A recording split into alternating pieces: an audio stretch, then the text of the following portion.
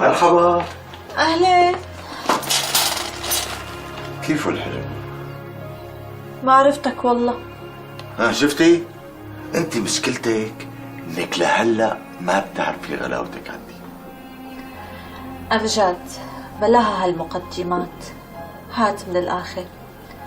يا ستي اليوم اجاني سيارة جيب على المكتب بتمزع العقل. شو قلت لحالي؟ شو قلت لحالك؟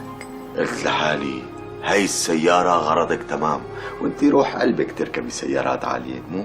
كنت بس هلأ ما بدي عالي. لك بقى اسمعي مني، عم اقول لك سيارة خارقة.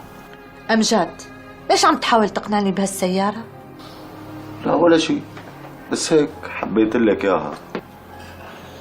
بس هيك؟ ايه بس هيك، شو بده يكون يعني؟ أمجد شو في بهالكيس؟ هدول اغراض كانوا عندي بالمكتب. غراض كانوا عندك بالمكتب؟ بعد لشوف. لك شو هدول الغراض اللي كانوا بالسيارة؟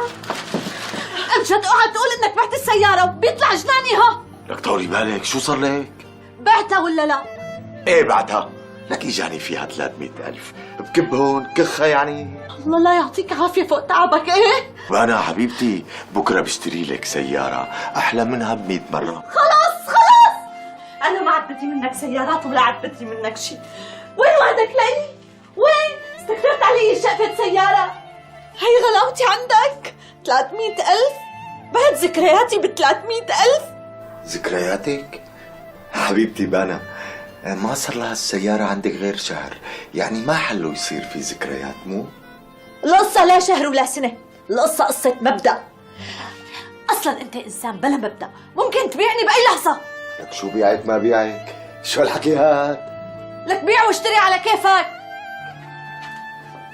أنا مالي قعدت لك بهالبيت ولا لحظة. ماما والله قلبت جد. شو هالجنان هاد؟ مش ما أطلع بالمرة. خلص تحت لهون وبس.